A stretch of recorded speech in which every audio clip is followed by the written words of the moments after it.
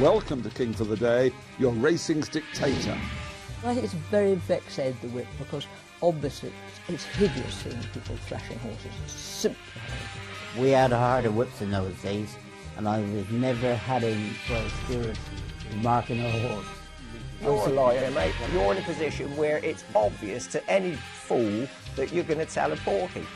Well, the trouble about clerks, of course, is they're so inconsistent. There's some very, very good clerks, and there's some very moderate ones. The owners are the backbone of racing. With no owners, we've got no horses. What changes and reforms would you introduce? You know when the burglary is going to occur. So all you've got to do is watch the race. If you think something's not trying, you want somebody to see it when it's pulled up, see how hard it's blowing.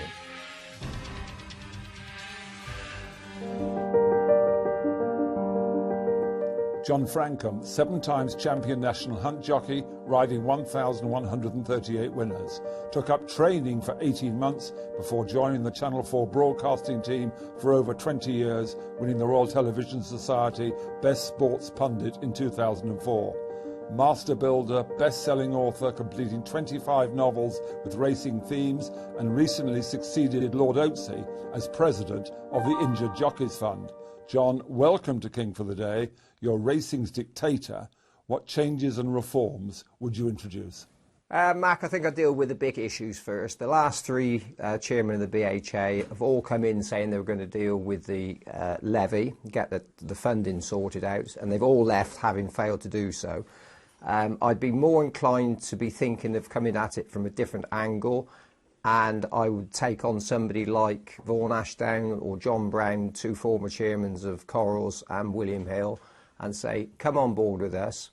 We're going to start buying our own betting shops, build up a small chain of 20, so that way they've got a completely different view of what the bookmakers are facing. At the moment, racing is very much like a wealthy child that gets an allowance. Doesn't actually do anything for its money. It gets given £70 million, I think, this year for not doing very much other than putting on racing, of course.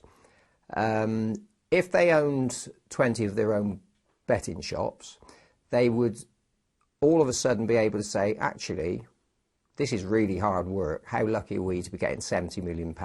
Or they'd be saying, hang on, we're making, £1 million or £2 million a year out of these shops.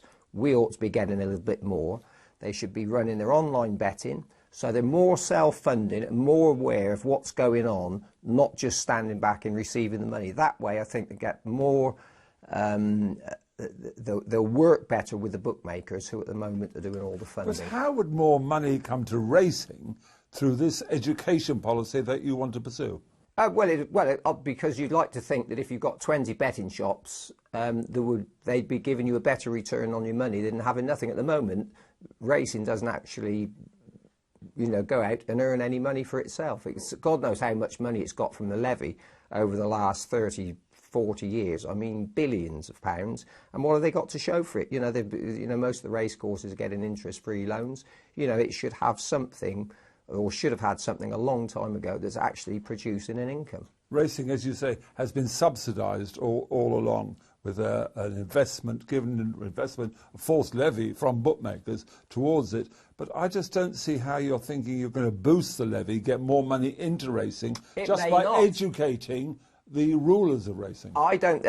Maybe it doesn't, but I think they'll be able to look back and say, it's like a kid. Suddenly your dad gives you £100 every week, and you spend £100 every week. Racing's done that pretty much for forever. Suddenly you've got to say, actually, let's start saving a little bit of this. We won't spend it all on money, all on prize money. We'll start investing it, making it give us a return. That way, you'll be in a better position to judge the people that are actually giving you the money. Looking into this influx of money that you hope would come into racing, how would you spend it? You wouldn't spend it on prize money, or would you? Or would you invest in the future, training of youngsters or horses, looking after their welfare? How would you spend the increased money that you hope to get? Listen, most of the problems within racing, we tend to forget the people that are the backbone of the racing, which are the owners. They're the people that put the money in, so it's right that there should be plenty of prize money. And ultimately, you would like to think that if you've got 20 of your own betting shops, it will either say to you, let's get rid of them, how lucky are we because we're getting the levy every year off the bookmakers, or they'll say, hang on, let's build this up, let's build our internet site up so that you've got a better revenue stream, which hopefully will allow you to give more money to owners. You make the right point. Owners are the backbone of racing, and they've fallen by about 10% in the recession, 10% less owners now than there were 4 or 5 years ago. But if you double prize money, what's that going to do? There's still too many horses, too much racing going on. What help would that be just by giving more money to the owners? Well, it wouldn't, but what you do is once you've started getting more money, and I've always said it, we've got Racecourse Holdings Trust, which own the majority of the good race courses, but racing should be looking to buy the likes of Lingfield Park, Wolverhampton, and start having its own race courses, you know, so that you're on a much better footing.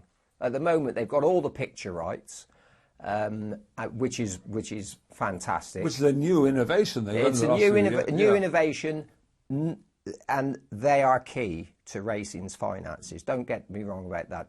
So if you owned your own betting shops, you would immediately be in a much stronger position when it comes to negotiate. William Hill say, we don't want to pay for your pictures. That's absolutely fine. We've got a betting shop in Manchester. It will be flooded the second you turn the pictures off in your shop. So that's another plus side to it. And you talk about what will actually happen to racing if the levy doesn't go up, if the funding doesn't go up. Do you envisage the apocalypse happening and that Lambourne and Newmarket could be ghost towns in 5 or 10 years unless something's done? No, I don't think so at all. I just think it's looking to the future so that you're not reliant on, like, your mum and dad giving you £100 every week. Let's start earning some of our own money. I think they'd feel better about themselves and start doing something intelligent with the money. Looking to further afield, information for punters. What more can racing do? And punters know more now than they ever used to know. But what more could they do? What suggestions have you got? Well, the punters are very well served at the moment. I think the way that we need to go is get more appreciation of the horse itself. It's great that quite a few race courses have 2 or 3 race horses at the races for people to look at. I would be sticking one indoors at every race course so people get up to them.